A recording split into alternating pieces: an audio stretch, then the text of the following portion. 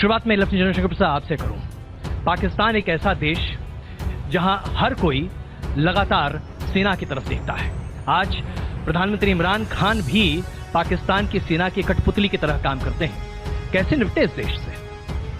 देखिए, जब तक पाकिस्तान की सरकार, पाकिस्तान की आर्मी चलाएगी तब तक ये हालात बदल नहीं सकते। और मैं समझता हूँ कि पाकिस्तान की आर्मी को किस तरह रेन किया जाए, जिस तरह आप कह रहे हैं जी, ये मेरे ख्याल से आसान काम नहीं है, बहुत कठिन काम है। इसका असली तरीका तो जनरल बख्शी साहब बताएंगे, लेकिन मैं 2-3 बातें बता दूं कि पाकिस्तान की आर्मी इतनी शक्तिशाली है क्यों। जी, क्या बड़ी बात है पाकिस्तान आर्मी में कितनी शक्तिशाली है वो।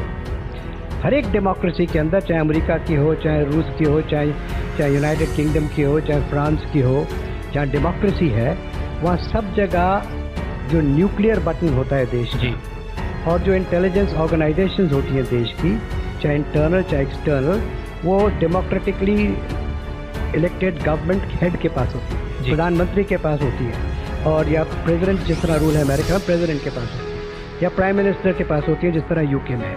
लेकिन केवल एक ही देश विश्व में डेमोक्रेसी कहलाता है जी, कि वो इंटेलिजेंस एजेंसीज और न्यूक्लियर बटन आर्मी के पास है बनस्पत प्रधानमंत्री के पास, हेड ऑफ द स्टेट के पास। ये क्यों हुआ और कैसे हुआ? ये बुनियादी बनावट में परेशानी है पाकिस्तान की। जब 1950s में 56-58 के लगभग जब इनकी सरकार एक मिलिट्री जनरल ने ली थी जी, उस समय इन्होंने एक इंटेलिजेंस ऑर्गेनाइजेशन खड़ी की और उसको आगे चल के ISI का नाम दे दिया, जो इंटरनल और एक्सटर्नल इंटेलिजेंस दोनों को देखती है। जी, ज़्यादा इंटरनल को भी देखती है। जी।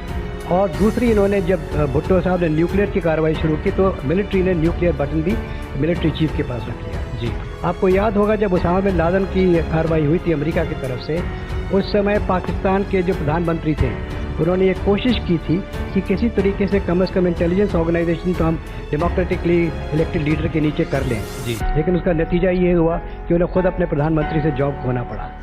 तो जब तक कि ये दो संस्थाएं एक देश की इलेक्टेड गवर्नमेंट के पास नहीं होंगी और मिलिट्री के पास होंगी, तब तक ये परेशानी रहेगी। अब बात ये आती है कि पाकिस्तान आर्मी इस समय इतनी शक्तिशाली है, इतनी गवर्नमेंट को कंट्रोल करती है। क्यों करती है, किस वजह से करती है? क्योंकि वो भारत के साथ एक एनिमिटी दिखाना चाहती है। उसकी प्री एमिनेंस, उसकी eminence in Pakistan is only dependent on enmity with India. अगर इंडिया से एनिमिटी सुलझ जाए, अगर हमारा और पाकिस्तान का कोई समझौता ही हो जाए, तो पाकिस्तान आर्मी की कोई इतना महत्व नहीं रहेगा। तो पाकिस्तान आर्मी क्यों मानेगी?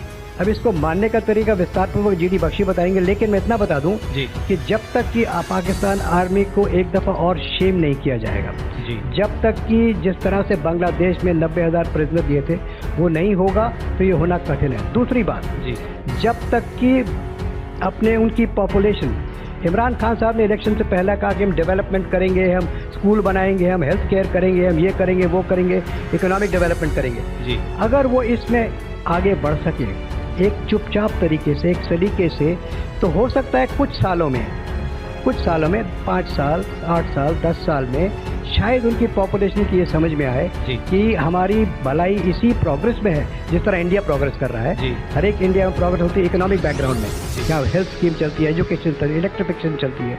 तो ये सब चीज़ें अगर पाकिस्तान की आवाम समझ ले कि हमारी बेनिफिट, हमारी फाइनली बिल्कुल कामयाबी इसी में है कि हम देश को एक डेमोक्रेसी की तरह चलाएं, ये फैसिलिटीज बढ़े। आज पाकिस्तान गरीब जीरो पैसे लेके घूम रहा है। तो मेरा मानना संस्कृत में यही है कि पाकिस्तान आर्मी को 2 ही तरीके हैं सही करने के, कंट्रोल में लाने। एक तो उनकी अपनी पॉपुलेशन, लेकिन अपनी पॉपुलेशन की परेशानी है कि जब उस डायरेक्शन में उनकी पॉपुलेशन चलेगी तो आर्मी उसको रोक देगी। बिल्कुल। तो अब हमारे पास ही जो विकल्प रह गया कि पाकिस्तान आर्मी को कुछ किया जाए, उसके बारे में बात अलग हो सकती है।